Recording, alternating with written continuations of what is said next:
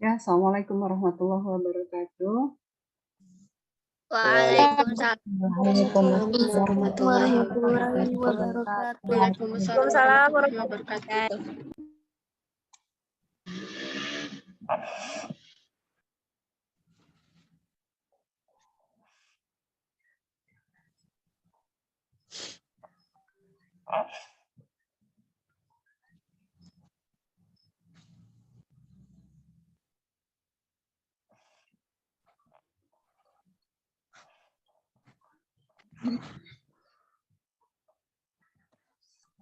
Oke, baik. Tentang untuk ujian semester, tadi seperti yang udah Ibu sampaikan di grup WhatsApp ya. Jadi dijadwalkan itu di hari Sabtu jam 10.30. Bisa mengikuti bagi yang nilainya 70 ke bawah. Ya. Nggak ada pertanyaan lagi kan terkait itu ya? Oke gitu kan? Udah deal kan? Udah, Bu. Oh ya, baik. Udah, Bu.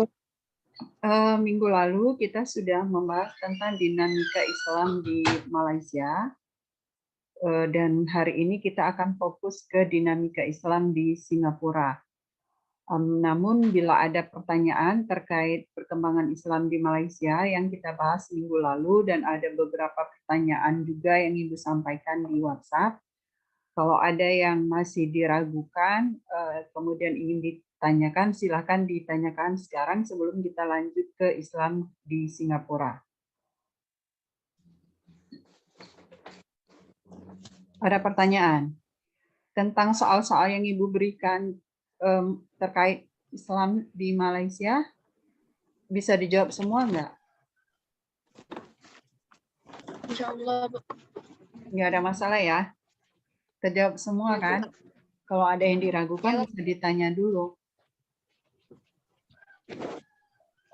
Oke, jadi baik kalau tidak ada pertanyaan terkait dengan Islam di Malaysia, kita lanjutkan ke bahasan Islam di Singapura.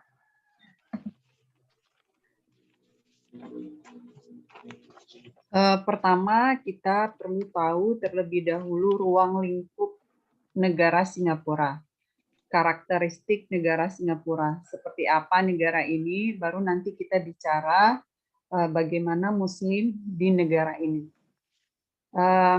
Pertama, terkait Singapura, jadi ini sesungguhnya sebuah negara baru yang baru mencapai kemerdekaannya di tahun 1965. Nah, lalu sebelum itu bagaimana? Sebelum itu dia menyatu dengan Malaysia. Jadi Malaysia sendiri merdeka tahun 1957 dari Inggris. Nah, ketika Malaysia merdeka dari Inggris tahun 1957, di dalamnya itu ada Singapura. Jadi waktu itu negara Singapura belum menjadi negara tersendiri. Nah, kapan Singapura memisahkan diri dari Malaysia? Itu baru tahun 1965. Karena itu bisa kita katakan bahwa Singapura menjadi sebuah negara merdeka itu baru berawal tahun 1965. Sebelumnya sejarahnya itu sama dengan sejarah Malaysia.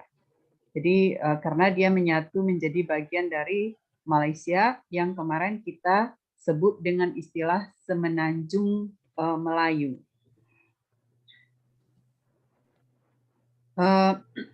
Kemudian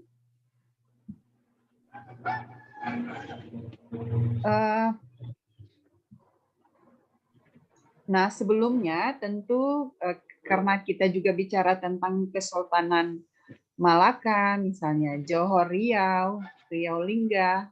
Nah, Johor Riau artinya pada waktu itu Singapura juga menjadi bagian dari Kesultanan Johor Riau. Jadi artinya bahwa sebelum Singapura menjadi sebuah negara tersendiri tahun 1965, sejarahnya itu menyatu dengan Semenanjung Melayu atau yang kita sebut sekarang dengan negara Malaysia. Singapura ini termasuk negara kecil baik dari segi luas wilayah maupun juga dari segi jumlah penduduk. Jadi kalau luas wilayahnya itu hanya mencapai 720 km persegi. Jadi tidak luas ya, sangat kecil sekali ini. Jadi 720 km. Itu satu negara. Ini pun sudah mereka lakukan perluasan dengan cara menimbun laut dengan pasir-pasir yang mereka peroleh dari Indonesia. Jadi sebelumnya Kepri sempat mereka beli pasir dari Kepri yang mereka gunakan untuk menimbun laut, dan sekarang masih lanjut dengan mengambil pasir dari Vietnam. Dan itu mereka bisa memperluas wilayahnya menjadi 100 km ya. Belakangan Ibu pernah berkunjung ke beberapa wilayah baru itu, yang dulu sesungguhnya itu adalah tepi pantai atau termasuk laut, tapi sekarang sudah menjadi daratan dan di atasnya dibangun kantor-kantor, gedung-gedung, industri, perusahaan, bahkan rel kereta api gitu. Jadi mereka bisa menambah luas wilayahnya mencapai 100 km persegi. Nah, kita lihat dari jumlah penduduk. Jadi ini Singapura nih kayak mirip dengan Belanda ya. Belanda itu juga dulu banyak lautnya gitu, tapi dengan mereka menjajah Indonesia, mengeksploitasi sumber daya alam Indonesia, kemudian mereka bisa membangun Belanda dengan membuat dam-dam gitu. Jadi laut-laut itu ditimbun, jadilah dia wilayah daratan yang mereka bisa bangun di atasnya. Nah, jumlah penduduk Singapura ini juga tergolong kecil, jadi hanya sekitar 5.600.000. Ini hampir sebanding dengan jumlah penduduk Provinsi Riau. Jadi Indonesia yang terdiri dari 34 provinsi, satu provinsi diantaranya adalah Provinsi Riau, itu jumlah penduduk satu negara Singapura itu hampir sebanding dengan jumlah penduduk Provinsi Riau. Jadi Riau itu ya jumlah penduduknya sekitar 5 juta. Nah, negara Singapura satu negara itu ya sekitar 5.600.000-an. Gitu. Jadi sangat jauh sekali kalau kita bandingkan dengan Indonesia. Apalagi Indonesia punya 33 provinsi ya, apa 34 sekarang ya? Ya, belum lagi 34 kan benar ya. Oke, 34 provinsi. Jadi Riau ini termasuk provinsi yang penduduknya tidak padat. Coba kalian bayangkan misalnya kalau Jawa Timur, Jawa Tengah, Jawa Barat yang jumlah penduduknya bisa 3 sampai 4 kali lipat dari penduduk satu provinsi Riau gitu. Jadi Singapura ya seperti itu dengan jumlah penduduk yang tidak banyak, dan 5.600.000 ini itu pun juga termasuk warga negara asing yang sudah memperoleh kewarganegaraan Singapura. Jadi penduduk aslinya dari 5.600.000 ini hanya sekitar 3 jutaan gitu, yang asli orang Singapura. Nah, lalu warga negara asing yang mendapat kewarganegaraan Singapura itu maksudnya adalah karena Singapura ini mengembangkan perekonomiannya dari sektor jasa, jadi misalnya dari jasa transportasi gitu, mereka punya jumlah maskapai yang sangat banyak sekali, sehingga misalnya kalau kita keluar negeri seringkali transitnya ke Singapura. Tidak hanya jumlah pesawat, tapi jumlah maskapai. Garuda itu satu maskapai misalnya. Singapore Airlines itu satu maskapai. Nah, itu bisa ratusan jumlah maskapai yang bisa transit, bisa landing dan take off melalui Bandara Singapura. Tentu ini butuh sumber daya manusia. Maka mereka bisa memperkerjakan tenaga asing, namun mereka seleksi. Mereka menyeleksi hanya orang-orang yang memiliki kompetensi dan keahlian yang bagus yang mereka terima bekerja di negara mereka. Itu baru dari satu sektor. Jadi pelabuhannya juga seperti itu, mereka Singapura menjadi pelabuhan dagang internasional yang memungkinkan kapal-kapal asing berlabuh di sana. Ini tentu juga butuh tenaga kerja profesional. Ditambah lagi misalnya di bidang kesehatan yang di Indonesia kita cukup mengenal bahwa orang-orang yang punya uang kalau mau berobat itu dan tempat yang baik, layanan yang baik, kualitas yang baik, itu sering berobatnya ke Singapura. Gitu. Belum lagi sektor pariwisata, industri. Gitu. Intinya mereka memang mengembangkan perekonomiannya dari sektor jasa, dari sektor layanan. Karena itu mereka butuh tenaga-tenaga yang profesional.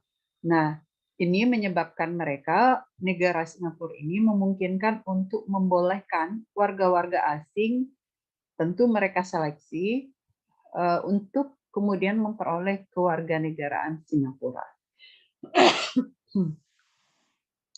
Nah, kemudian dari jumlah ini, dari penduduk yang berjumlah 5.600.000-an, yang Muslim itu hanya 14%. Jadi hampir bisa dikatakan yang Muslim ini 13,4% adalah orang Melayu. Jadi bisa dikatakan orang Melayu itu hampir semuanya menganut agama Islam. Kemudian ada orang Cina yang beragama Islam, ada orang India yang beragama Islam, atau orang Arab.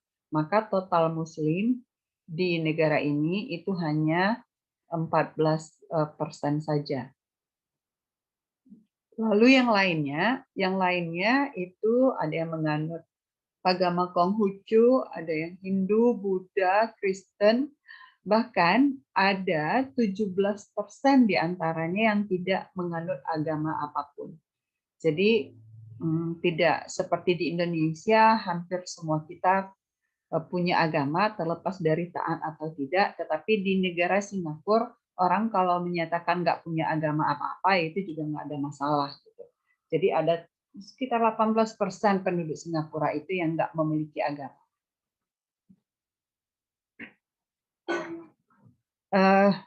Kemudian kalau kita bandingkan antara Singapura yang dahulu dengan Singapura yang sekarang,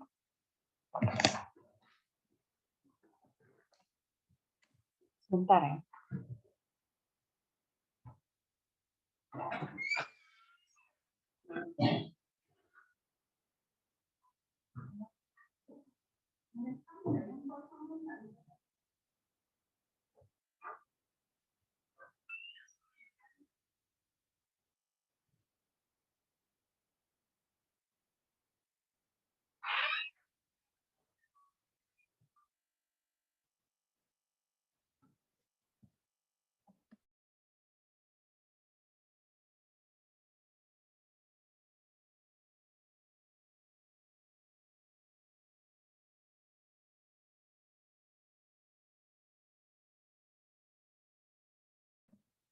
Ya, jadi kalau kita bandingkan perkembangan Islam di Singapura dulu dan sekarang, dulu maksud Ibu itu di era sebelum dijajah oleh Inggris. Jadi Malaysia, Singapura itu punya nasib yang sama, mereka dijajah oleh Inggris sebelumnya. Indonesia dijajah oleh Belanda dan Jepang, maka Malaysia dan Singapura itu pernah dijajah oleh Inggris. Nah, sebelum dijajah oleh Inggris, di Singapura itu sudah berdiri beberapa kesultanan Islam. Artinya Singapura masuk ke dalam wilayah kesultanan Islam, baik itu Malaka, Johor, Johor Riau. Gitu. Nah, pada abad ke-19 dan sebelumnya, perkembangan Islam di Singapura ini relatif bagus dibanding dengan sekarang. Kenapa? Karena pada waktu itu Singapura, karena posisinya yang strategis, jadi memungkinkan Singapura ini menjadi pintu masuk bagi para pedagang internasional. Jadi menjadi pusat perdagangan internasional, maka tidak hanya orang-orang atau para pedagang dari Eropa yang bisa berlabuh dan berdagang di sana, tetapi juga para pedagang Arab. Nah, ini kemudian menjadi tempat yang baik untuk penyebaran Islam juga gitu. Jadi Singapura dulu abad ke-19 dan sebelumnya telah menjadi pusat perdagangan internasional yang memungkinkan orang dari Eropa dan Arab untuk berlabuh di sana dan bahkan tinggal di sana. Kemudian juga sebagai tempat transit ke Tanah Suci Mekah. Dan yang penting terkait dengan perkembangan Islam adalah bahwa Singapura waktu itu juga menjadi pusat informasi dan dakwah Islam. Jadi di sini sempat berdiri paham tarekat Naqsyabandiyah, tarekat Muhammadiyah. Kemudian juga pada waktu itu ada jurnal Al-Manar yang dipublish, yang diterbitkan di Singapura. Untuk konteks zaman itu, sebuah jurnal itu sesuatu yang luar biasa gitu. Jurnal penyebaran Islam, artinya dakwah Islam disampaikan melalui tulisan. Kalau sekarang tentu itu tidak berarti apa-apa ya, karena banyak sekali media dakwah yang bisa kita gunakan. Ada TV, ada radio, ada jaringan internet, media sosial, YouTube, WhatsApp, Facebook gitu. Banyak sekali kalau sekarang. Tapi untuk konteks zaman itu belum ada semua gitu. TV, radio itu belum ada. Jadi orang biasanya kalau memberikan informasi atau dakwah agama itu hanya bisa face to face. Jadi langsung berhadapan, ketemu gitu. Nah, ketika ada Singapura menerbitkan jurnal tentang dakwah Islam, itu sudah sesuatu yang luar biasa, di mana di lain tempat belum ada. Jadi Singapura lah jadi tempat pusat dakwah Islam melalui tulisan. Jadi ulama-ulama itu menulis, kemudian diterbitkan, sehingga tulisan itu bisa dibaca tidak hanya oleh orang-orang Singapura, tetapi juga oleh mereka yang berada di wilayah Indonesia sekarang atau Malaysia dan beberapa kesultanan Islam lainnya. Jadi untuk pada waktu itu sesungguhnya Singapura termasuk wilayah yang maju kaitannya dengan penyebaran agama Islam dibanding yang lain. Nah, ini tentu berbeda dengan sekarang karena Singapura tidak lagi menjadi negara yang mayoritas Muslim, tetapi menjadi negara yang minoritas Muslim, dan pemerintahnya juga mengklaim atau menyatakan diri sebagai negara sekuler. Nah, ini sebagai background ya untuk bahasan kita. Oke, berikutnya.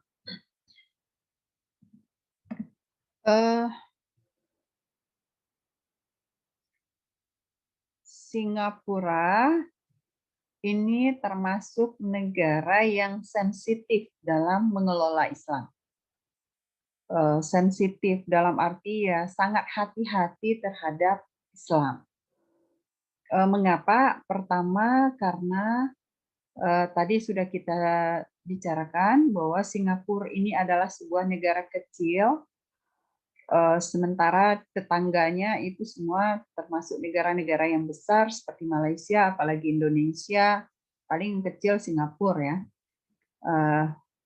Nah, Brunei maksudnya.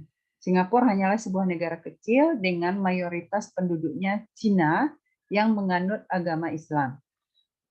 Sementara di sekelilingnya itu adalah negara-negara yang besar yang mayoritas Muslim seperti Indonesia dan Malaysia.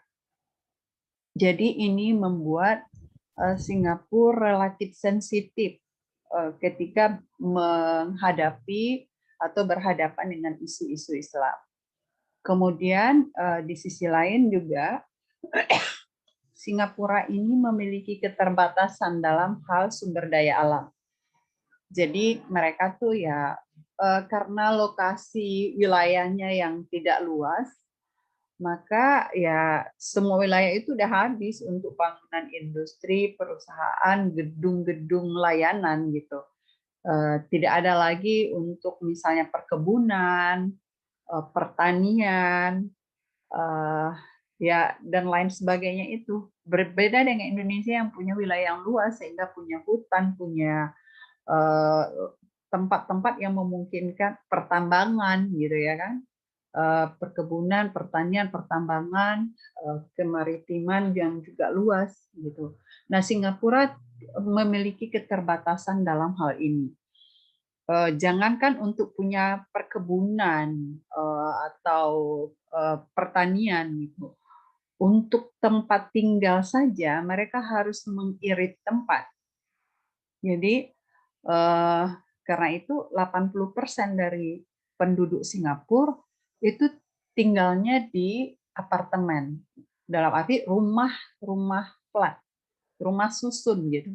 Gedung-gedung ya rumah susun lah ya bahasa kitanya, flat atau apartemen yang nggak punya halaman. Jadi hanya orang-orang kaya tertentu yang mungkin jumlahnya hanya 15% yang bisa bangun rumah punya halaman sendiri gitu. Selebihnya itu tinggalnya di apartemen. Ya rumah susun yang nggak punya halaman, yang bertingkat, ya ada di lantai berapa gitu kan.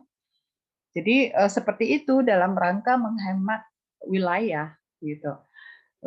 Dulu sekali itu ada kampung Melayu yang orang Melayu bisa bangun rumah, ada halaman, ada belakang tempat jemuran misalnya. Nah, tapi karena untuk pembangunan Singapura dan harus bangun gedung perusahaan, industri, pabrik, Kampung Melayu itu kemudian diambil alih oleh pemerintah. Begitu juga daerah-daerah lain. Kemudian rakyat dibangunkan komplek-komplek perumahan dalam bentuk rumah susun atau flat atau apartemen. Jadi mereka tinggallah di rumah susun itu bersama-sama. Jadi tiga hal ini antara lain yang menyebabkan kenapa kemudian Singapura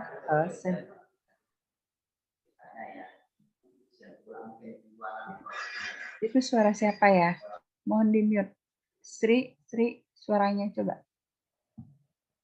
Oh udah ya, oke. Jadi ini yang menyebabkan kemudian Singapura sensitif dalam mengelola Islam. Nah, kondisi yang semacam ini itu membuat salah seorang ada penulis yang menyamakan Singapura itu seperti Israel di Timur Tengah kondisinya gitu. Jadi kalau ya sama-sama negara kecil, kalau Israel di Timur Tengah kan juga sebuah negara kecil dengan mayoritas penduduknya yang menganut agama Yahudi, jadi tidak menganut agama Islam, ya sama juga Singapura non-Muslimnya yang lebih banyak. Kemudian Israel juga memiliki kesamaan dengan Singapura dalam hal dia diapit oleh negara-negara yang mayoritas Muslim. Jadi di Timur Tengah itu ya hampir 90, 80 sampai 90% adalah negara-negara yang mayoritas penduduknya menganut agama Islam gitu. Nah, Israel itu seperti itu, hampir sama dengan Singapura yang juga diapit oleh negara yang mayoritas penduduknya menganut agama Islam. Kesamaan Singapura lainnya dengan Israel adalah ya mereka sama-sama punya sumber daya alam yang terbatas. Karena lokasinya juga kecil, terbatas sehingga nggak memungkinkan mengembangkan perekonomian dari sektor pertanian, pertambangan atau dari sektor perkebunan misalnya.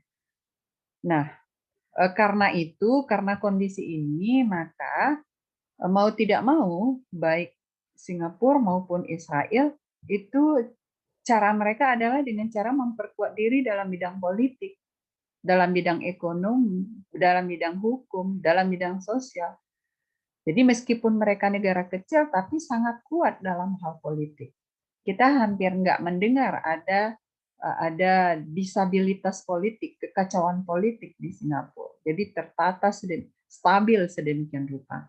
Ekonomi mereka untuk negara ASEAN, jadi Singapura paling kaya di antara negara ASEAN. Jadi perekonomiannya bahkan menyamai negara-negara maju di negara Barat dan negara-negara Eropa gitu. Jadi pendapatan per kapita penduduknya itu termasuk tinggi, menyamai pendapatan per kapita penduduk di negara-negara maju yang ada di Eropa dan di negara-negara Barat.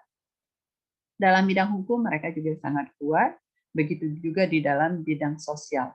Walaupun penduduknya beragam, tapi dari Cina, India, dan Melayu, tetapi pemerintah mampu menata aspek sosial sedemikian rupa sehingga secara sosial mereka terintegrasi dengan baik. Namun tentu saja yaitu tadi sensitif dalam arti ya sangat hati-hati sekali dalam mengelola urusan-urusan ini. Kalau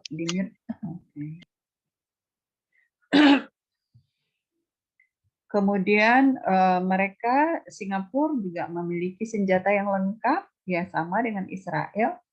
Meskipun dia tadi kita sebut kecil dari segi wilayah, kemudian jumlah penduduk tidak banyak, tapi kalau perang dengan Indonesia itu nggak butuh lama ya, karena mereka punya senjata yang lengkap. Dan pemuda-pemudanya wajib militer. Jadi usia tamat SMA menjelang kuliah, mereka semua sudah dilatih untuk ikut militer. Maka ya kalau ada kondisi darurat ya mereka jadi punya banyak tenaga militer gitu. Walaupun dari rakyat sipil, tapi rakyat sipilnya dilatih untuk mampu menggunakan senjata-senjata yang lengkap yang mereka miliki, baik senjata di darat, laut maupun udara. Jadi itu luar biasa teknologi persenjataan yang mereka miliki.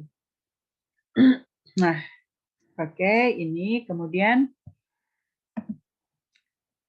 sampai di situ ada pertanyaan nggak?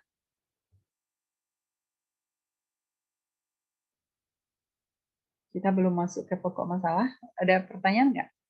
Halo? Enggak, Bu, sejauh ini. Enggak ya, lanjut ya. Ya, lanjut aja, Bu. Nah, oke. Jadi Singapura dulu sempat bernama Tumasik. Jadi kalau ada buku-buku klasik yang kalian baca menyebut Tumasik, itu yang dimaksud adalah Singapura. Jadi Tumasik itu artinya kota pantai. Nah, abad ke-14 Singapura menjadi wilayah kekuasaan Malaka, tadi sudah kita singgung. Jadi ini adalah abad ke-15 banyak pedagang muslim yang menetap dan menyebarkan Islam di Singapura. Nah, berikutnya Singapura di bawah jajahan Inggris.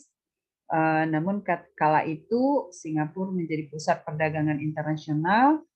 Nah, kenapa dulu Singapura itu penduduk aslinya itu adalah Melayu, mayoritas Melayu yang menganut agama Islam. Tetapi kenapa kok sekarang Melayu justru menjadi minoritas, Muslim menjadi minoritas? Nah, itu karena ketika di bawah jajahan kolonial Inggris itu membuat kebijakan dengan membuka pintu migrasi.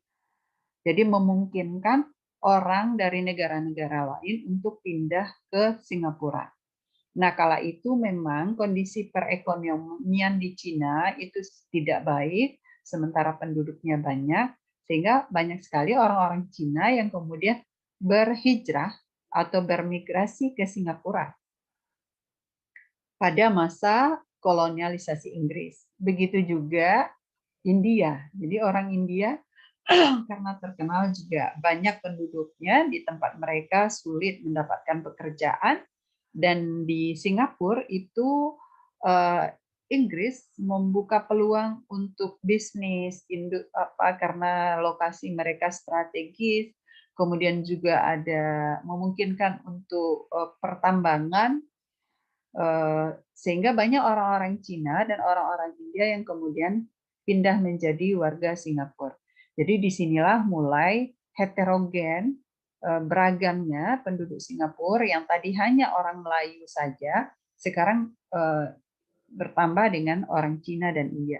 Bahkan Cina itu bertumbuh berkali lipat karena ya biasa juga kita kenal bahwa orang Cina suka punya banyak anak ya. Ditambah memang juga yang pindah ke sana dalam jumlah banyak, sehingga lama-kelamaan Cina itu menjadi mayoritas di Singapura. Sekarang itu sekitar 80% ya Chinese. Kan Melayunya tadi tinggal 13,4%. Ya, terus kemudian ada India dan lain-lain. Jadi oleh Inggris juga kemudian Singapura dijadikan pusat ekonomi, dan walaupun waktu itu juga sebelumnya sempat menjadi pusat dakwah Islam dan sempat juga menjadi pusat berkembang tarekat dan menerbitkan majalah Al-Imam. Sorry, Ibu tadi sebut An-Nur ya, salah. Yang dimaksud adalah majalah Al-Imam. Ini adalah majalah dakwah Islam.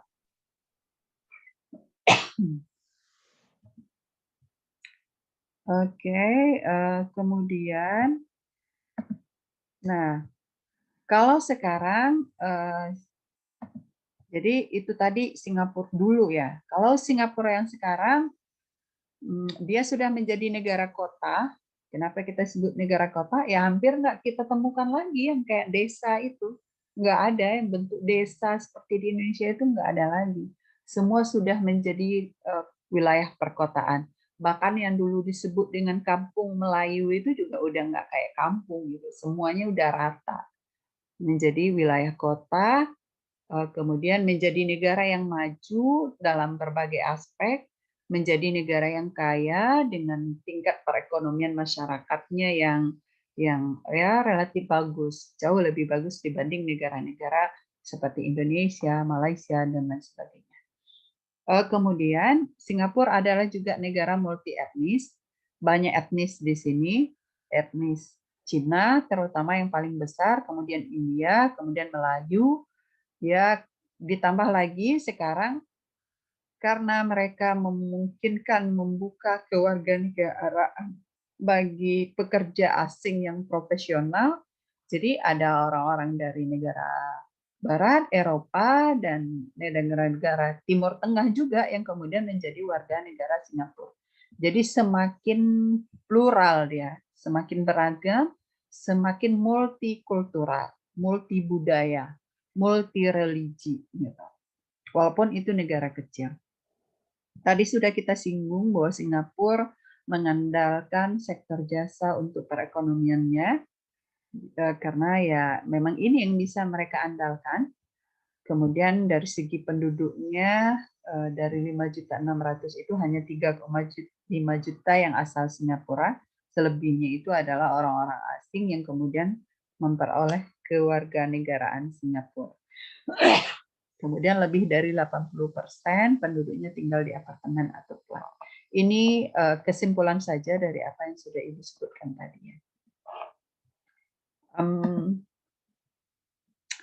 Nah, ini komposisi penduduk kalau kita lihat dari segi agama. Jadi yang paling banyak itu penganut agama Buddha, 43% lebih, Kristen 18% lebih. Nah, yang tak beragama itu 18,5%, Muslim hanya 14%, Hindu 5%, agama lainnya 0,5%. Jadi ada Konghucu, ada Tao gitu. Nah, ini sini. Ini kalau dilihat dari segi agama. Kemudian, nah, karakteristik lainnya yang juga kita perlu tahu. Singapura adalah negara yang minoritas Muslim, ya karena Muslimnya tadi hanya 14%. Kemudian Singapura juga adalah sebuah negara sekuler. Apa itu sekuler? Ada yang tahu apa yang dimaksud dengan sekuler? Ada yang tahu nggak arti sekuler itu apa? Negara banyak agama nggak, Bu? Bukan, kalau banyak agama itu multi religi, multi agama. Kalau sekuler Bebas beragama. Tidak. bebas, tidak mementingkan agama, tidak terlalu mementingkan agama dalam hal politik, Bu, kalau nggak salah. Oke. Bukan hanya dalam hal politik, bagus ya Narmaya, itu udah mendekati. Jadi agama itu tidak dijadikan pedoman, acuan, Ya. Atau referensi dalam urusan negara, dalam urusan pemerintahan, baik sosial, politik, hukum, gitu. Jadi benar-benar dipisahkan. Urusan agama itu menjadi urusan pribadi masing-masing rakyatnya, tidak menjadi urusan pemerintah. Jadi pemerintah nggak ngurusi agama. Itu yang dipahami dengan sekuler. Memang sekuler ini punya banyak bentuk ya, multiple. Jadi ada sekuler yang ekstrim yang sama sekali tidak mau agama ada di dalam urusan masyarakat, sehingga kadang kebijakan pemerintahnya juga ekstrim. Misalnya kayak di Paris itu dulu nggak boleh ada yang pakai jilbab gitu kan.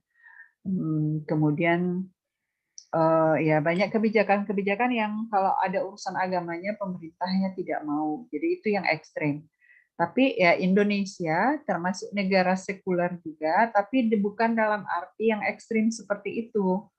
Walaupun Indonesia tidak mengakui agama apapun sebagai agama resmi negara, tetapi memberi peluang kepada masyarakat secara luas untuk menerapkan ajaran agama. Gitu.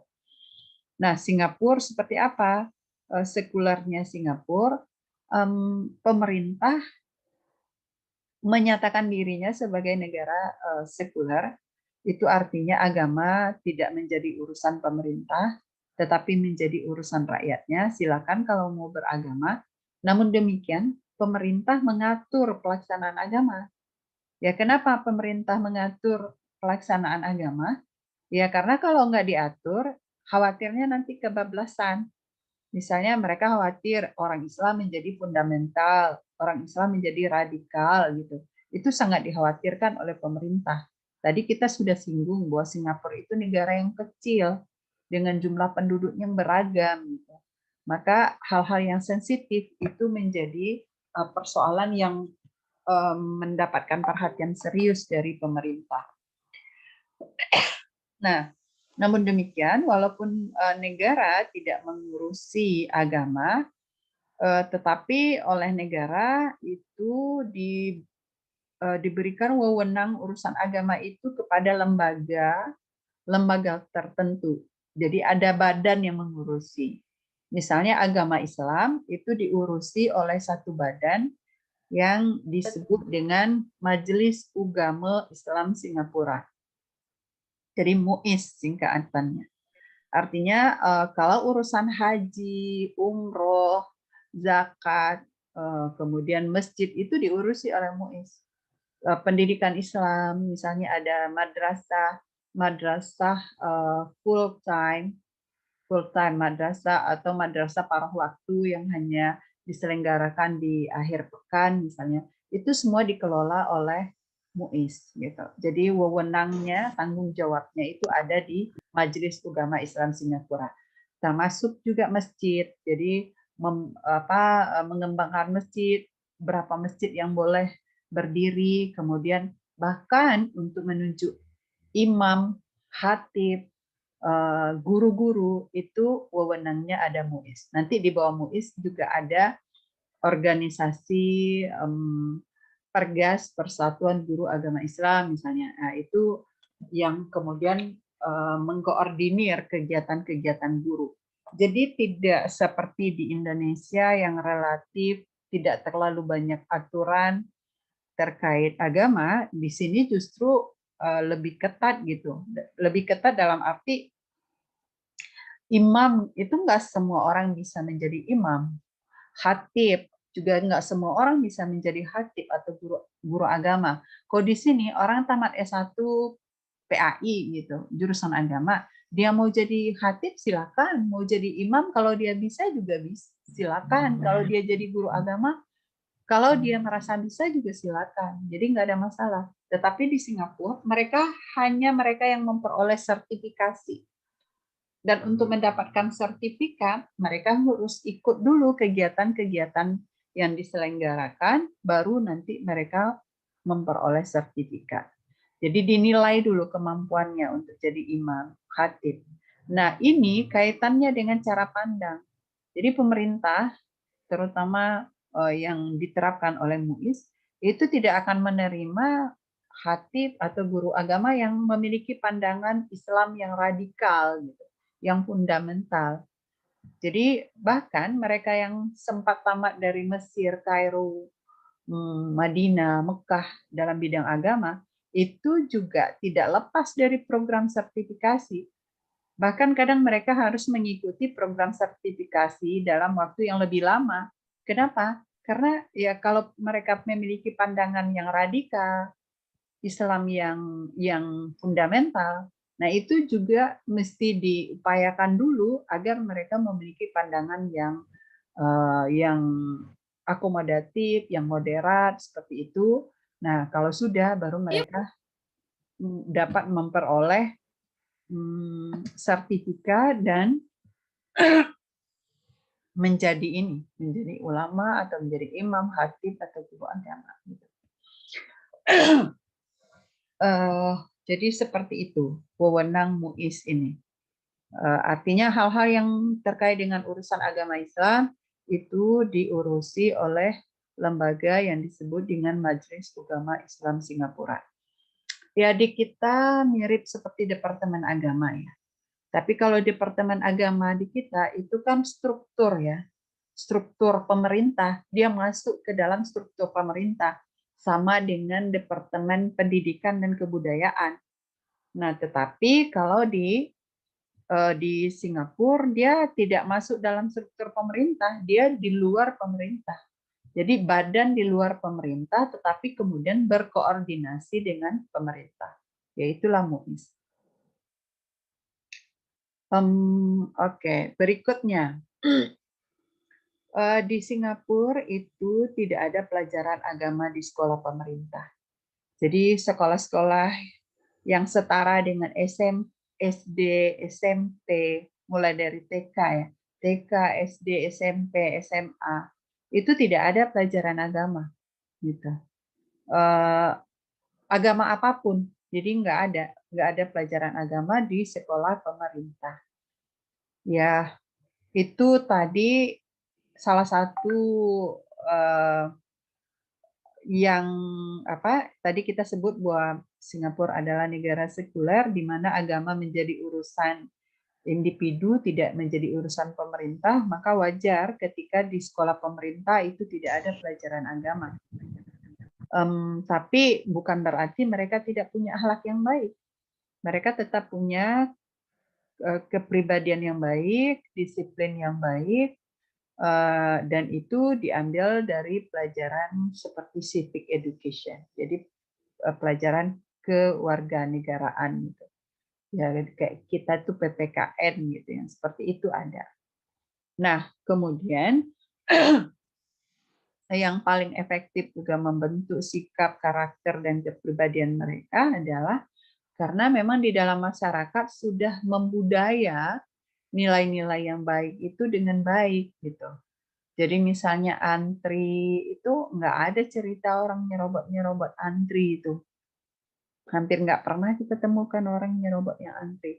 Saling menghormati, buang sampah sembarangan itu nggak ada.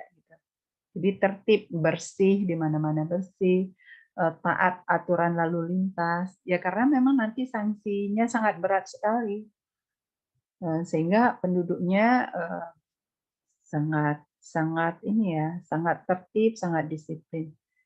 Jadi misalnya contoh yang kecil saja, kalau kita naik ke kendaraan umum, ya bahkan mereka memang sangat familiar dengan kendaraan umum, karena jarang sekali orang punya mobil pribadi. Kenapa? Karena memang mobil pribadi jadi sangat high cost, biayanya sangat mahal, bahkan mereka pun harus bayar sewa untuk parkir, walaupun di komplek perumahan mereka sendiri, belum lagi harga bensinnya yang mahal. Nah, karena itu ya sebagian besar mereka memang menggunakan transportasi umum. Namun demikian transportasi umumnya sangat sangat nyaman ya, baik itu bus maupun kereta itu sangat nyaman dan murah gitu, dan murah. Nah, misalnya kalau di kendaraan umum, orang sangat disiplin sekali menempatkan orang tua. Jadi ada tempat orang tua yang lebih spesial dan itu nggak akan diambil orang. Kalau ada orang tua ya orang tua lebih diistimewakan untuk duduk. Orang wanita hamil atau wanita yang bawa anak kecil itu secara otomatis mereka sudah menghargai gitu. Jadi mengutamakan orang-orang semacam itu di kendaraan umum. Kemudian juga misalnya kalau naik eskalator, kadang kita suka nggak nyadar ya bahwa kadang walaupun di eskalator kita nggak bisa berdiri seenaknya, mau di sebelah kiri mau di sebelah kanan gitu. Nah di kita itu hampir orang nggak nyadar, kan kadang ada eskalator untuk naik ya ke lantai 2 atau ke lantai 3, atau kadang ada eskalator yang hanya mempercepat perjalanan kayak kita lihat di bandara yang dia flat aja gitu, nggak untuk naik. Tapi di kita orang suka nggak sadar itu berdiri seenaknya aja gitu. Nah sebaiknya itu berdirinya tetap di sebelah kiri sehingga sebelah kanan itu bisa dipakai oleh orang lain kalau ingin mendahului gitu, ingin cepat ya. Nah itu sudah otomatis. Kenapa? Karena yang sudah membudaya aja di tengah masyarakat gitu. Oke.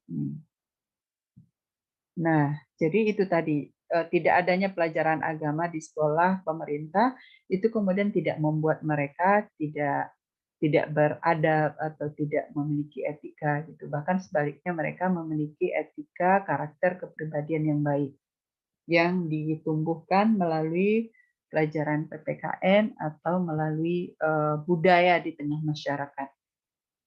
Nah, lalu di mana mereka belajar agama? Kan kita bukan hanya butuh etika, tetapi juga butuh keimanan, butuh pemahaman terhadap agama sehingga bisa beribadah, bisa mengamalkan ajaran agama dengan baik. Nah, bagi Muslim itu mereka bisa bersekolah di madrasah. Madrasah ini ada dua jenisnya. Pertama yang dikenal dengan full-time madrasah. Full-time madrasah ini berarti madrasah penuh waktu, artinya dia dioperasionalkan mulai dari hari-hari aktif, mulai dari Senin sampai hari Jumat gitu. Jadi 5 hari, bahkan ada yang 6 hari dalam seminggu. Ada yang sifatnya full time dari pagi sampai sore. Nah, ini yang disebut dengan full time madrasah. Dan madrasah yang full time ini hanya ada 6 jumlahnya di Singapura. Jadi jangan bayangkan sampai puluhan ribu seperti yang ada di Indonesia. Itu hanya ada 6 madrasah. Jadi antara lain madrasah Al-Thaqafah Al-Islamiyah, Al-Arabiyah Al-Islamiyah, Al-Irsyad, Wak Tanjung, Al-Junaid, ya. Jadi hanya ada 6 madrasah itu, dan 6 madrasah itu pun ada aturan tidak boleh semua mereka menerima siswa di tingkat ibtidaiyah, tsanawiyah dan aliyah gitu. Jadi misalnya Al-Irsyad itu hanya menerima siswa tingkat SD saja. Namun demikian Irsyad ini madrasah yang bagus di mana mereka menggunakan bilingual, bahasa Inggris, bahasa Arab, juga bahasa Melayu, bahkan trilingual ya. Kemudian standarnya itu sudah standar Cambridge untuk ijazahnya. Artinya anak-anaknya itu ya mesti juga lulus tes yang setara dengan Cambridge yang digunakan di Inggris. Jadi standarnya internasional. Walaupun dari segi agama mereka juga memiliki kurikulum agama yang baik sehingga anak-anaknya juga bisa mengerti bahasa Arab sesuai level ibtidaiyah, juga hafal ayat surat-surat Al-Quran sesuai dengan level ibtidaiyah. Jadi itu yang full time madrasah. Artinya yang 6 madrasah itu adalah madrasah yang punya ijazah yang setara dengan sekolah pemerintah. Artinya kalau mereka mau melanjutkan ke sekolah pemerintah untuk tingkat berikutnya, itu ijazahnya itu diakui. Jadi hanya sebanyak itu, hanya ada 6 madrasah yang ijazahnya diakui setara dengan ijazah sekolah pemerintah. Nah, tetapi full time madrasah ini kuotanya dibatasi oleh pemerintah. Jadi tadi misalnya levelnya nggak semua madrasah bisa menerima level ibtidaiyah atau sanawiyah atau aliyah. Jadi ada 3 madrasah yang mereka join gitu. Jadi Irsyad misalnya di SD-nya, Al-Arabiyah di tingkat sanawiyahnya, kemudian satu lagi di aliyahnya. Gitu. Jadi nggak semuanya boleh menerima. Artinya ada pembatasan level mana yang dibolehkan mereka terima siswanya. Kemudian juga ada pembatasan kuota gitu. Jadi jumlah siswa madrasah itu nggak boleh lebih dari 4.000. Maka ada batasan, misalnya madrasah ini hanya boleh menerima siswa sekian ratus, madrasah ini hanya boleh menerima siswa sekian gitu. Nah, kenapa? Ya itu cara pandang pemerintah karena ini negara sekuler, mereka nggak berpikir bahwa setiap Muslim wajib memahami ajaran agama mereka dengan baik. Jadi cara pandang pemerintah kaitannya dengan pendidikan itu adalah bagaimana agar pendidikan itu bisa memberikan warganya kemampuan untuk hidup sehingga ekonominya bagus gitu. Jadi knowledge based economy. Pengetahuan atau lembaga pendidikan itu orientasinya adalah bagaimana mereka bisa bekerja, bisa mencari uang, gitu, punya kompetensi sehingga menjadi sumber daya pembangunan. Kemudian yang kedua, tujuan pendidikan nasional mereka juga adalah agar melahirkan warga negara yang bisa berdamai dengan berbagai kelompok yang multi etnis, multi religi, multi budaya gitu. Jadi itu yang menjadi tujuan pendidikannya. Maka itu sebabnya pemerintah nggak berpikir madrasah ini nggak perlu banyak-banyak dari mahasiswa. Kenapa? Karena kalau dari segi pekerjaan, lulusan madrasah itu kan bekerjanya paling jadi imam, jadi khatib, jadi guru agama. Nah, sementara madrasah kan tidak banyak jumlahnya. Maka nggak perlu banyak guru agama, nggak perlu banyak ada imam, toh jumlah muslimnya juga sedikit, nggak perlu banyak jumlah khatib, gitu. Itu sebabnya madrasah juga harus dibatasi. Jadi begitu cara pandang pemerintah yang tadi kita sebut sebagai pemerintah negara sekuler.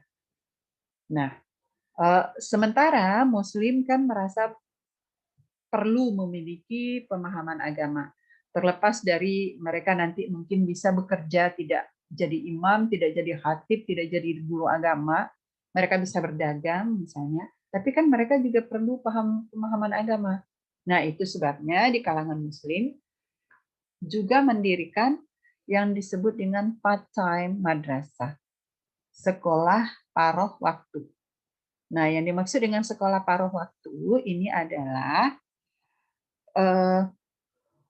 sekolah-sekolah madrasah yang kegiatan pembelajarannya dilakukan di akhir pekan. Jadi hari Sabtu, Minggu. Ada juga yang Jumat sore sampai Jumat malam. Gitu. Nah, ini diperuntukkan bagi anak-anak yang mereka tidak bisa diterima di madrasah. Karena kuota madrasah kan dibatasi. Karena kuota madrasah dibatasi, mau nggak mau mereka masuk ke sekolah pemerintah. Atau memang dari awal berpikir untuk masuk sekolah pemerintah.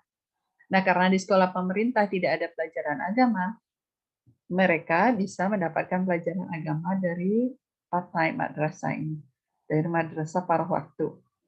Yang waktu belajarnya itu di luar jam belajar di sekolah pemerintah. Jadi Jumat sore misalnya mereka udah nggak ada Jumat sore atau Jumat habis maghrib sampai jam 9 itu misalnya udah free mereka, atau hari Sabtu atau hari Minggu gitu. Nah, itu bukan berarti part-time madrasah itu mereka belajar dari Jumat, Sabtu, Minggu, enggak gitu. Tapi mereka bisa pilih. Jadi part-time madrasah ini kayak kursus jadinya. Ada kelasnya yang hari Sabtu, ada kelas yang hari Minggu, mereka bisa pilih mau ambil kelas hari Sabtu atau mau ngambil kelas hari Minggu atau mau ambil kelas yang Jumat malam gitu. Ya terserah mereka. Nah, namun demikian, walaupun sifatnya akhir pekan, pengelolaan madrasah yang part-time ini juga sangat profesional. Profesional dalam arti ada yayasan, lembaga yang menaungi, misalnya Andalus ya. Andalus itu sangat besar sekali. Jadi mereka mengelola pendidikan paruh waktu mulai dari TK, tingkat ibtidaiyah, sanawiyah, aliyah, diploma, bahkan sampai ke S1 gitu. Nah, artinya mereka juga mengelolanya seperti pendidikan full time, hanya saja waktunya yang terbatas, kurikulumnya yang terbatas. Jadi waktunya mereka menawarkan ada yang bisa masuk hari Jumat atau Sabtu atau Minggu. Silakan siswa milih mau kelas yang hari apa. Dan tetap ada kurikulum dan tingkat kelas gitu. Jadi dia tetap misalnya ibtidaiyah 6 tahun gitu. Tetap nanti dinilai kurikulum kelas 1, kelas 2, kelas 3, 4, 5, 6 itu tetap ditata sedemikian rupa dan tetap ada naik kelasnya. Kemudian bahkan kalau mereka keluar ada ijazah, tetapi ijazahnya tidak, tentu saja tidak setara dengan ijazah di sekolah pemerintah. Jadi seperti itu. Maka bisa kita bayangkan,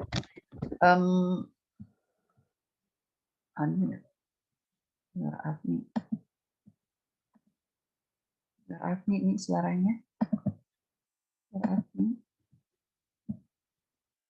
di mute ya.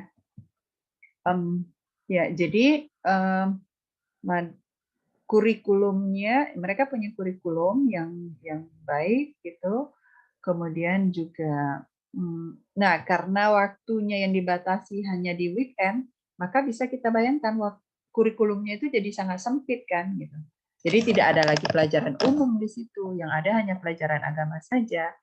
Tetapi tentu saja kayak misalnya kelas 1-nya karena waktunya terbatas ya, jadi kurikulumnya juga terbatas gitu. Nggak seluas kurikulum di sekolah-sekolah yang full time madrasah tentunya, karena waktunya terbatas.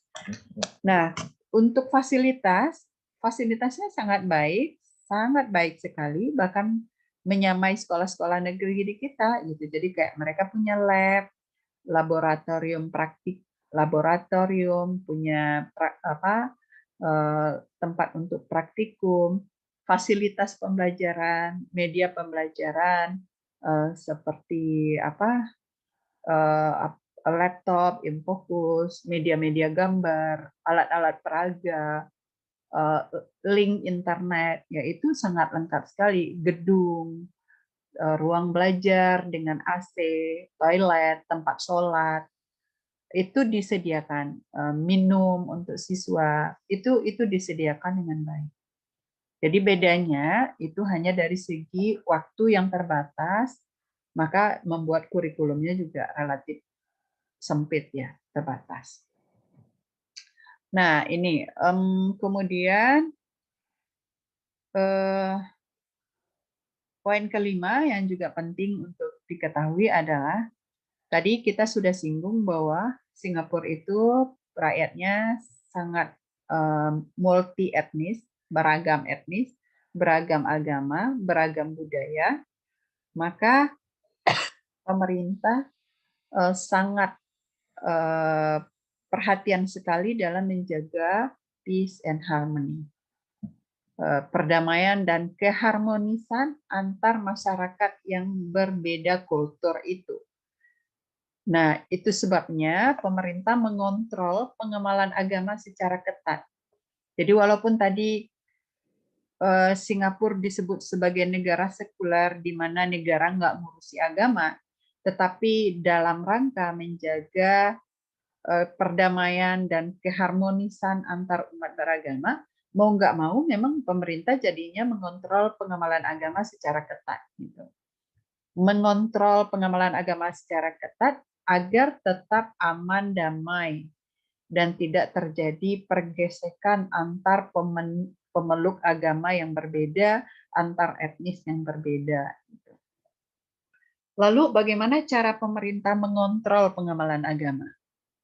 Pertama, itu dengan cara melakukan sertifikasi ulama, sertifikasi imam, sertifikasi khatib, dan sertifikasi guru agama. Tadi sudah kita singgung bahwa tidak semua orang dengan latar belakang pendidikan agama bisa menjadi imam, bisa menjadi khatib, bisa menjadi guru agama. Tetapi mereka mesti diseleksi terlebih dahulu. Kalau sudah lulus, mereka juga masih perlu ikut program sertifikasi. Program sertifikasi itu intinya adalah mereka harus belajar dulu. Belajar dalam rangka menyamakan persepsi.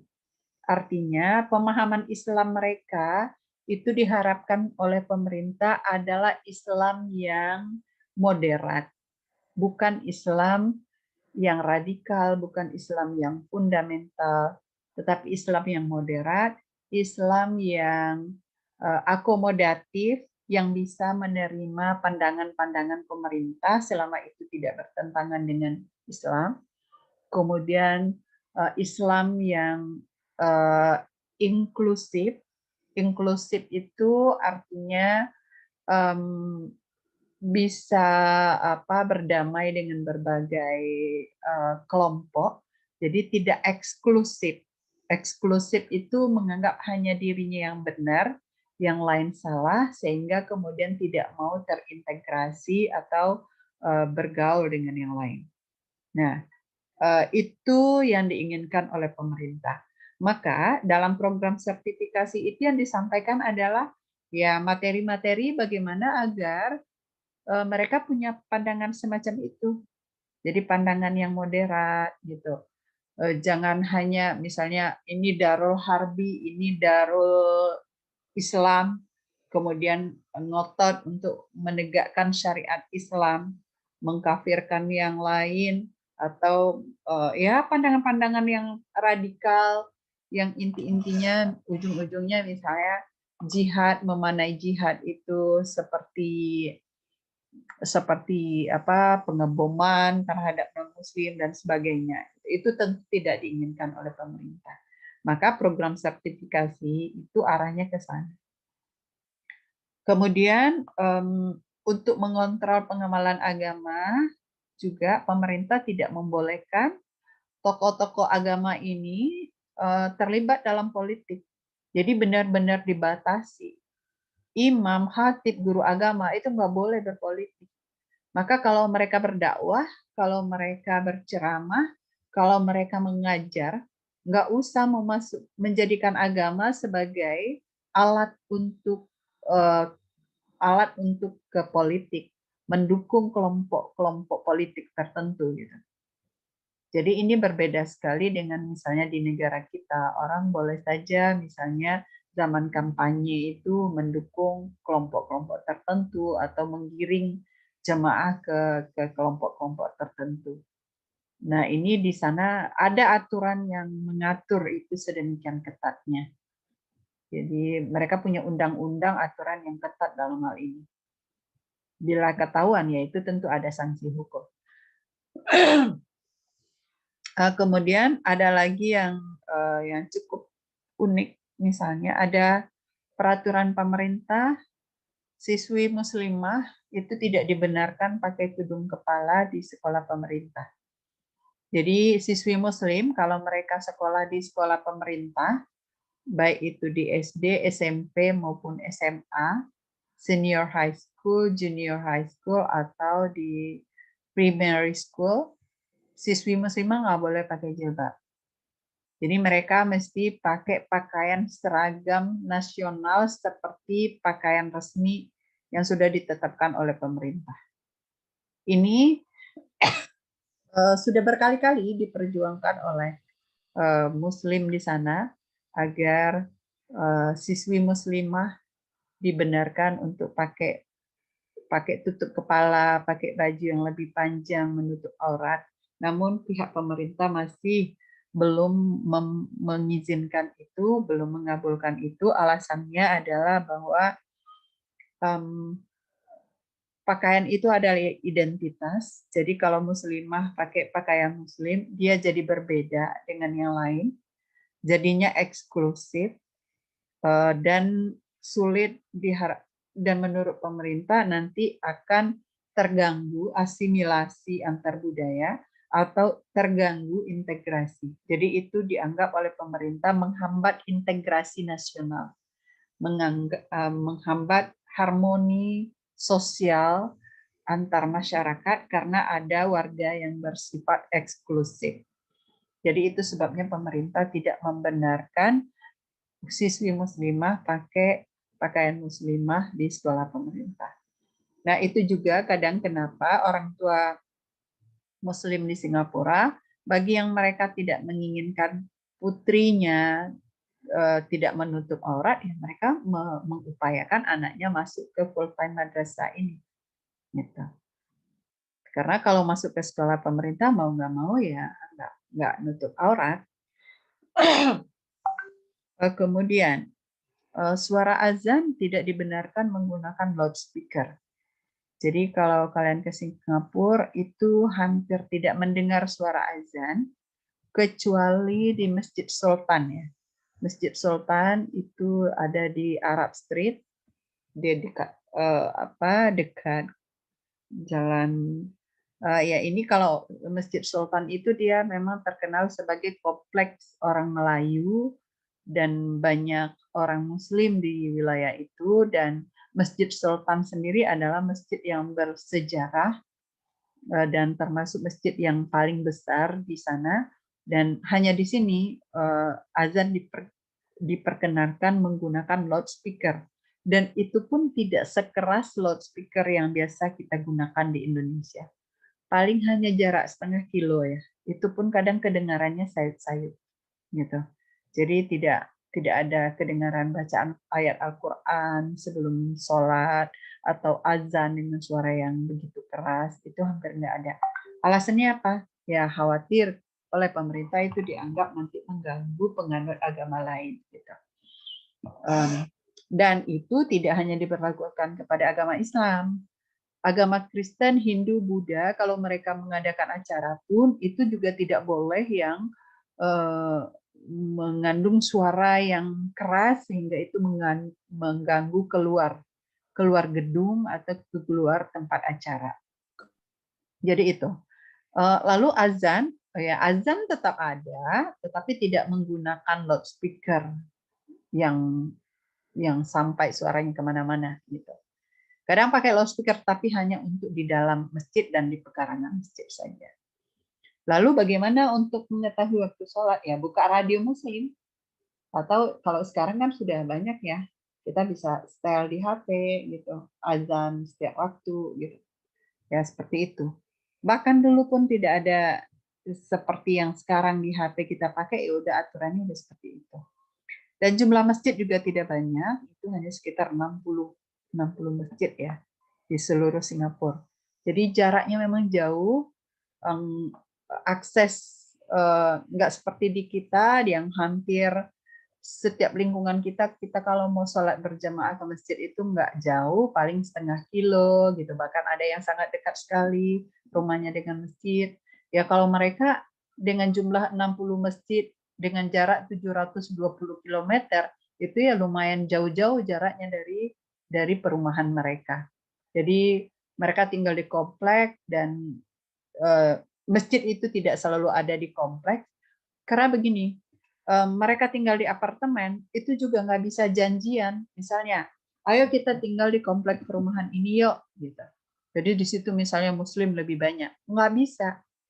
Jadi ini juga diatur sedemikian rupa oleh pemerintah agar masyarakat itu tersebar, terasimilasi, terintegrasi dengan beragam etnis, budaya, dan agama.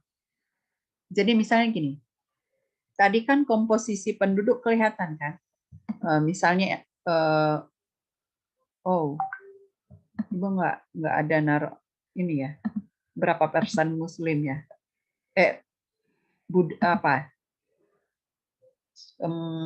Komposisi penduduk dari segi agama, dari segi etnis. Jadi Melayu itu 13,4%, Cina sekitar 80%, India berapa persen gitu. Nah, untuk tinggal di apartemen itu harus menyesuaikan dengan kuota itu. Artinya gini, Muslim hanya Melayu 13,4%. Maka di setiap komplek apartemen Melayunya hanya boleh 13,4%. Cina ada 80%. Artinya penduduk Cina di Singapura ada 80%. Maka di setiap komplek apartemen mereka bisa mencapai 80%. Paham kalian maksudnya kan? Artinya, artinya kan di setiap komplek itu ya mereka nggak bisa ngelompok gitu. Bayangkan di setiap komplek apartemen itu hanya ada 13,4% Melayu atau Muslim 14% misalnya, maka bisa kita bayangkan tetangga kita itu untung-untungan kadang mengada gitu, bertetangga dengan sesama Muslim atau dengan sesama Melayu, tapi itu keberuntungan yang jarang gitu. Karena jumlahnya hanya 13,4%. Seringkali mereka bertetangga dengan yang Cina, karena memang Cina yang lebih banyak. Cina itu 80%. Maka setiap kompleks apartemen Cinanya akan mencapai 80%. Nah, kenapa kok diatur sedemikian rupa? Ibu sempat bertanya juga ke rekan-rekan orang Singapura, yaitu strategi politik juga. Gitu. Karena kalau sempat misalnya orang Muslim mengumpul di satu kompleks apartemen, sehingga jumlah mereka di situ mencapai 80-100%, ya bisa mereka menang suara kalau lagi pemilu. Mereka bisa pilih perwakilan dari kalangan Muslim atau dari kalangan Melayu gitu. Nah, ini juga strategi politik. Kalau Cina ada 80% di setiap komplek apartemen, ya itu kan bisa dibayangkan dukungan suara pemilu atau ini yang lebih tetap bisa mereka menangkan dimanapun berada. Maka tidak mengherankan di parlemen Singapura itu ya mayoritasnya tetap dipegang oleh orang-orang Cina, mulai dari Perdana Menteri. Nah, untungnya sekarang ini presidennya itu emang dipegang oleh orang Melayu dan wanita. Nah, ini uniknya. Presiden Singapura sekarang itu seorang wanita keturunan Minangkabau, tetapi sudah lama dan menjadi warga Singapura, dan seorang muslimah. Melayu muslimah. Nah, tetapi lagi-lagi negara seperti Singapura itu presidennya ya sama kayak yang di Pertuan Agung yang kita bahas sebelumnya. Artinya yang lebih berperan dalam menjalankan roda pemerintahan bukan presiden, tetapi Perdana Menteri. Oke ya, jadi itu. Nah, kemudian walaupun kondisinya seperti yang sudah kita bicarakan tadi ya, dengan kondisi keterbatasan tertentu, jumlah mereka minoritas, lembaga pendidikan yang tidak ada pelajaran agama, madrasah yang ada tapi dibatasi, ulama, imam, khatib, dan guru agama dikontrol sedemikian rupa. Namun, kalau kita lihat dari tingkat kesalehan mereka, tingkat keberagamaan mereka itu juga relatif bagus gitu. Ibu 2019 kemarin melakukan riset judulnya Muslim Religiosity in Challenging Secular Singapore State. Jadi artinya gini, Ibu coba melihat bagaimana sih tingkat kesalehan mereka, tingkat beragama mereka. Ternyata bagus, tingkat kesalehan mereka itu tetap tinggi gitu. Walaupun tadi Ibu bilang masjid jauh dari rumah mereka, tapi semangat mereka menjalankan sholat jemaah itu juga cukup bagus. Misalnya yang kantor mereka dekat masjid, ya mereka upayakan siang itu mereka sholat jemaah masjid. Sore pulang kantor itu mereka upayakan mampir dulu ke masjid baru pulang ke rumah. Bahkan tidak jarang kadang pulang kantor mereka, karena kalau nanti pulang ke rumah kan udah ribet lagi, ke masjidnya jauh. Ya, kadang mereka emang sengaja pulang dari kantor itu sore langsung menuju masjid. Sholat asar di masjid, bahkan nanti lanjut menunggu waktu sholat maghrib dulu di masjid, baru pulang. Jadi seringkali kayak di Masjid Sultan itu Ibu perhatikan, sore itu banyak sekali jemaahnya, gitu. Bisa penuh itu. Begitu juga maghrib, tapi nanti isya udah sepi karena mereka udah pulang ke rumahnya. Zuhur juga kadang, ya paling yang kantornya dekat situ ya mereka bisa sholat subuh di situ. Subuh juga relatif sedikit, ya karena memang kadang masjid-masjid itu agak jauh dari perumahan rakyat. Oke, jadi dari segi pelaksanaan sholat, puasa, zakat, itu tinggi. Bahkan sedekah ya, karena kan tidak ada topangan dana dari pemerintah. Madrasah misalnya, itu dibiayai sepenuhnya dari dana muslim. Jadi tidak ada bantuan dana dari pemerintah kecuali paling 5-10% ya. Maka lalu bagaimana mereka membiayai madrasah, membayar gaji guru, fasilitas, gedung, sarana prasarana, yaitu diambil dari sedekah muslim. Sedekah muslim seperti apa? Jadi di sana itu ada budaya di mana muslim dan muslimah yang sudah bekerja itu secara ikhlas mendonasikan gaji mereka secara rutin setiap bulan. Dan itu secara otomatis sudah terambil dari gaji mereka. Jadi misalnya ada yang mensedekahkan $5 Singapura sampai 15 bahkan sampai $50 Singapura. $50 Singapura itu ya di kita udah 500 juta lah. Jadi $5 Singapura, $1 Singapura udah 10.000. Jadi kalau yang paling miskin saja dengan gaji yang kecil saja mendonorkan 50.000 per bulan kan udah lumayan. Jadi seperti itu. Maka sedekah ini dikelola oleh MUIS, nanti didistribusikan. Ada yang untuk untuk pengelolaan masjid, ada yang untuk madrasah, ada untuk membantu orang-orang yang lemah, ya anak-anak terlantar, anak yatim, dan sebagainya. Kemudian animo masyarakat untuk melaksanakan haji juga sangat tinggi. Jadi kuotanya itu setiap tahun terpenuhi. Misalnya 800 sampai 1.000 orang kuotanya per tahun itu selalu terpenuhi. Umroh juga begitu ya, sama dengan kita. Jadi udah masuk ke waiting list gitu kalau mau umroh itu. Ya artinya minat mereka untuk menjalankan agama sangat tinggi. Kemudian ya terlihat bahwa mereka mampu menselaraskan antara kewajiban mereka sebagai pemeluk agama dan tanggung jawab mereka sebagai warga negara. Jadi di satu sisi mereka tetap mengikuti aturan-aturan pemerintah, mana yang boleh, mana yang tidak boleh, tapi di sisi lain mereka juga tetap menjalankan ajaran agama. Misalnya tadi nggak boleh pakai jilbab bagi siswa muslimah ke sekolah, ya udah mereka dalam hal itu taat. Tetapi di luar itu ya mereka bisa jalankan. Jadi misalnya ibu punya teman putrinya kebetulan sekolah di sekolah SMA, SMP, SMA pemerintah. Jadi kalau dia ke sekolah dia emang nggak pakai jilbab. Tapi di luar dari pergi ke sekolah dia akan pakai pakaian muslimah. Jadi tetap dia pakai pakaian muslimah, misalnya mau ke keluarga atau mau ke mall, mau kemana-mana, selain dari pergi ke sekolah, dia akan pakai busana muslimah. Jadi begitu. Oke, sudah habis. Uraiannya sudah sangat panjang lebar. Ada yang mau menyampaikan pertanyaan, tanggapan, komentar, silakan. Nabila, Bu. Ya, silakan. Nabila mau nanya, Bu. Ibu kan pernah ke Singapura nih, Bu.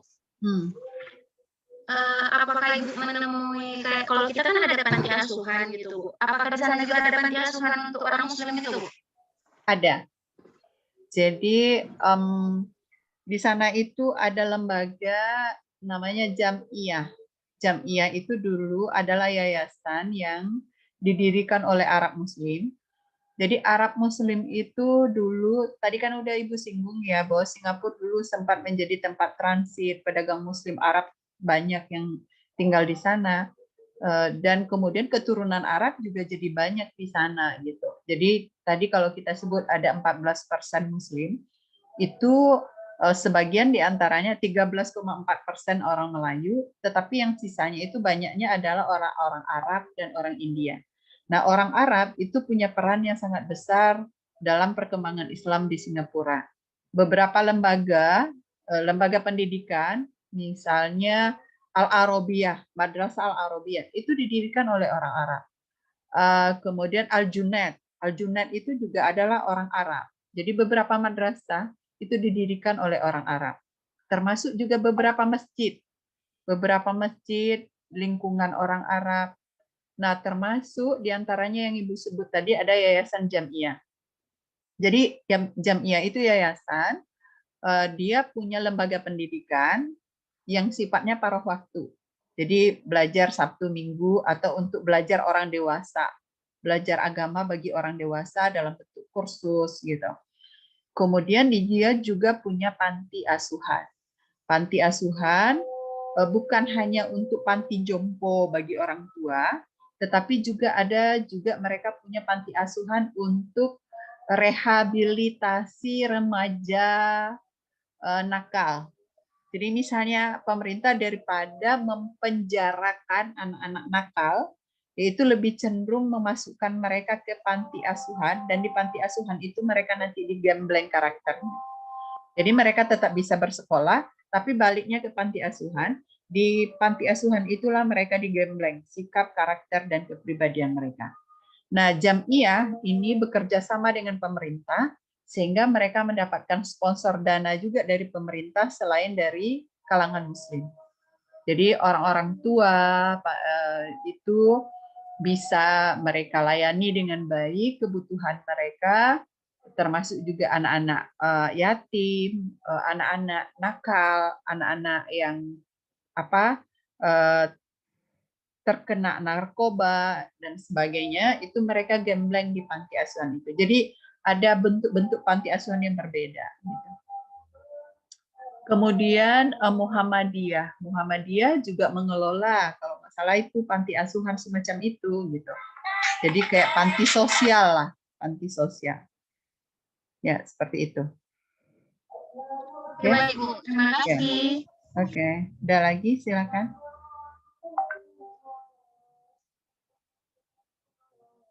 Ya, hampir tiap tahun ya, 5 tahun terakhir Ibu selalu melakukan riset ke Singapura.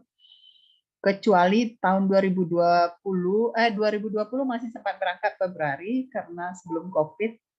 Tetapi 2021 ini memang udah nggak mungkin kan. Tapi untungnya tahun ini Ibu punya mahasiswa kelas Singapura untuk program S3.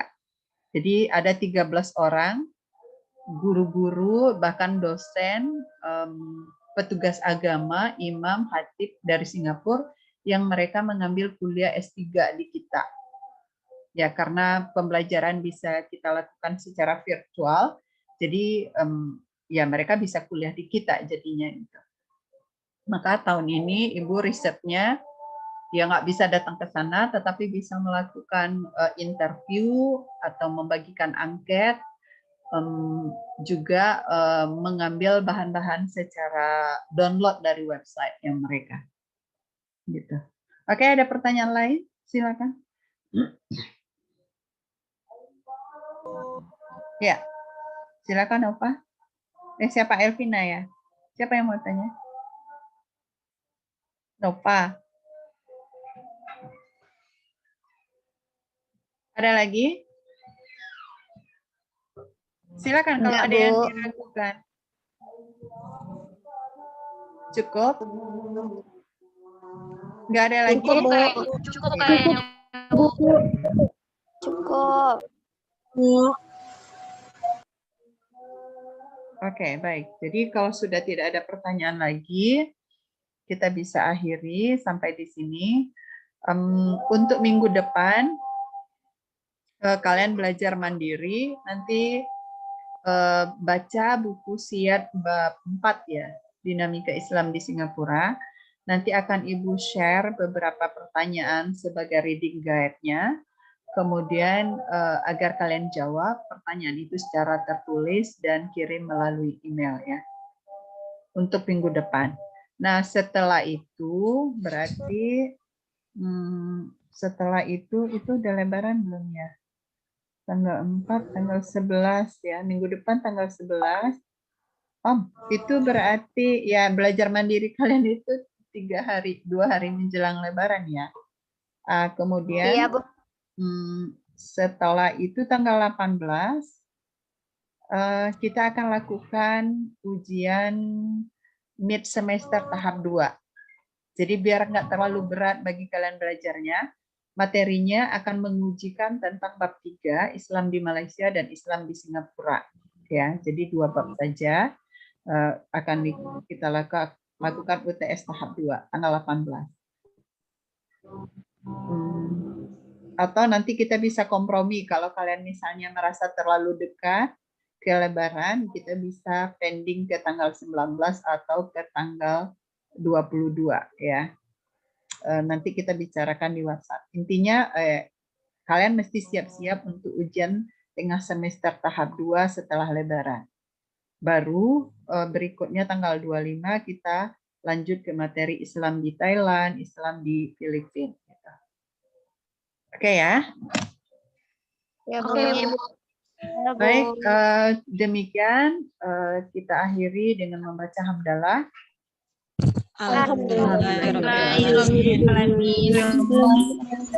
Assalamualaikum warahmatullahi wabarakatuh. Waalaikumsalam warahmatullahi wabarakatuh. Terima kasih, Bu.